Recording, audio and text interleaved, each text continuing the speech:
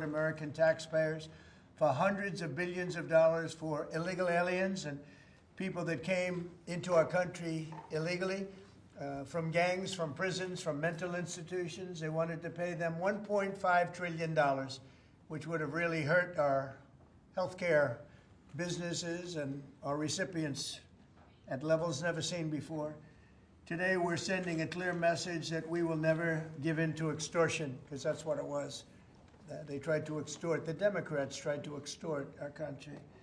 In just a moment, I'll sign a bill exactly like we asked Democrats to send us all along, many days ago. This cost the country $1.5 trillion, this little excursion that they took us on.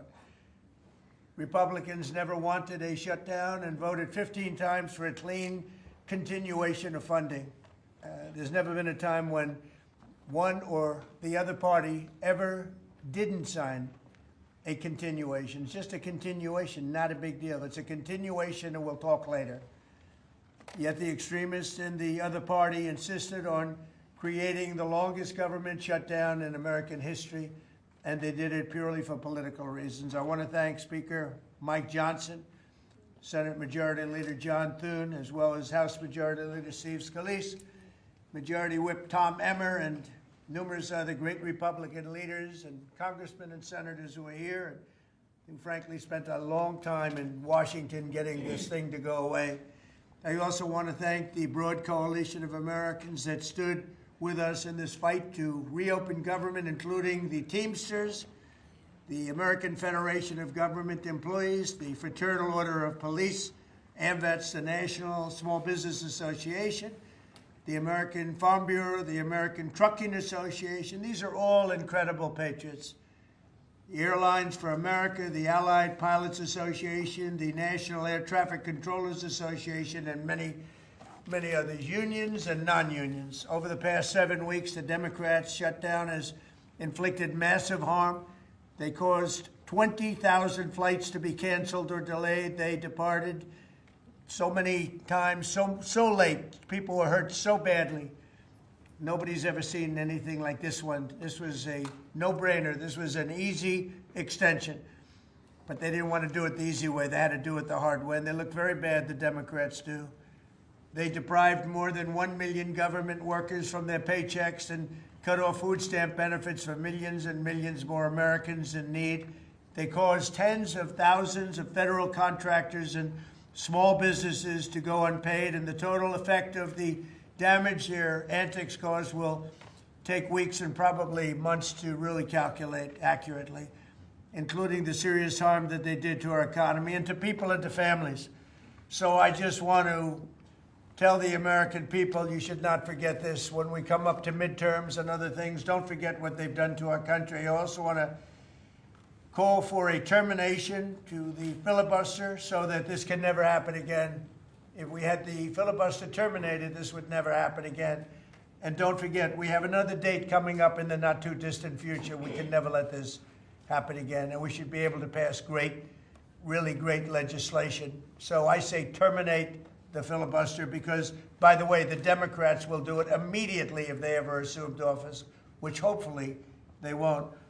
Today we had the highest stock market price ever in all of the different markets. We set a record. It's the 48th time in the 9 months that I've been in office that we had this record set.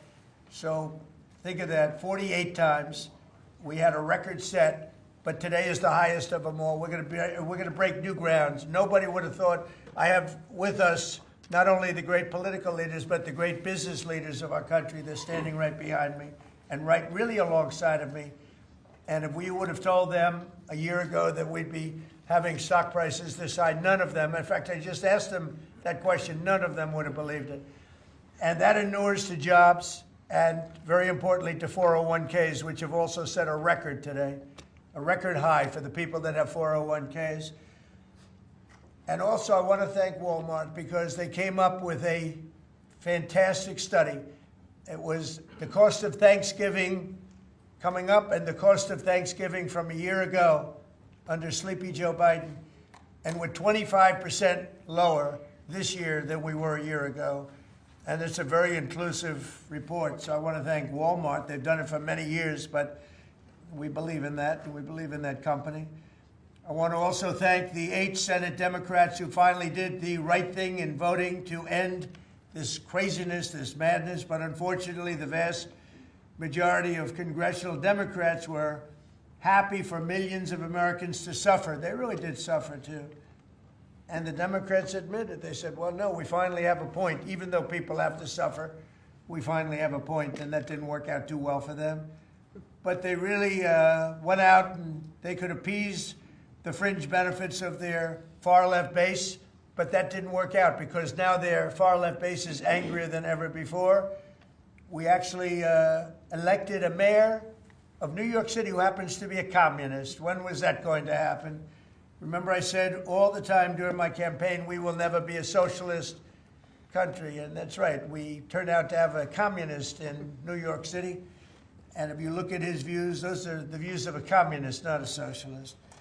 So this is no way to run a country. I hope we can all agree that the government should never be shut down again. End the filibuster, terminate the filibuster. It'll never happen again.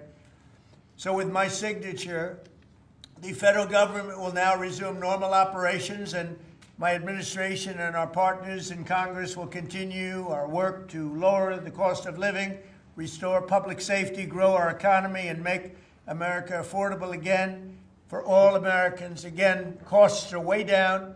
Energy is way down. Gasoline is at $2.50 a gallon versus $4.70 for the Democrats.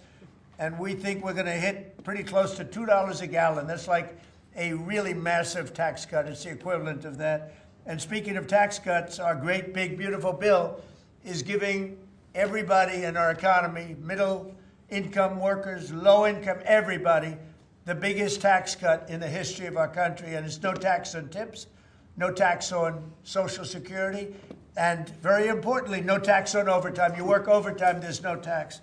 That's among the things that add up to the biggest tax cut in history. And one other thing, you hear about rich people with deductions. Well, when you buy your car and you borrow money, you're allowed to now deduct the interest on that loan. So you can take that interest deduction and what you can take is that interest payment and deduct it for income tax purposes. That's a tremendous tax cut right there. But it all includes fixing the healthcare system that Democrats broke with the disaster known as Obamacare. Obamacare was a disaster from day one.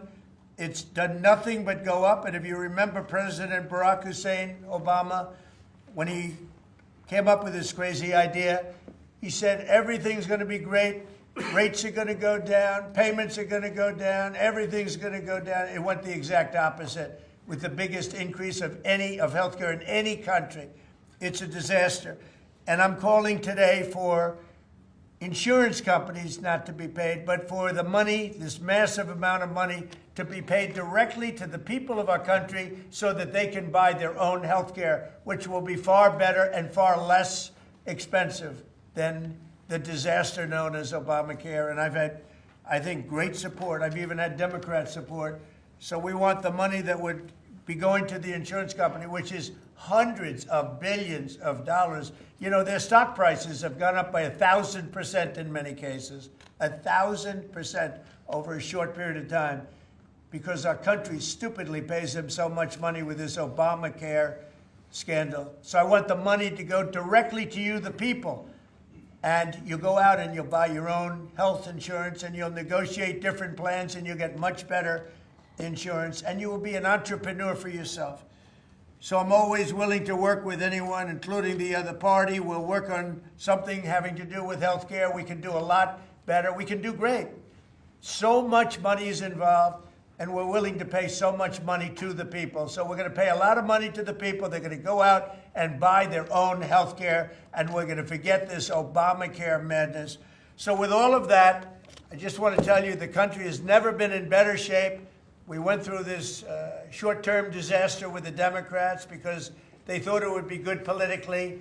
And it's an honor now to sign this incredible bill and get our country working again. Thank you very much.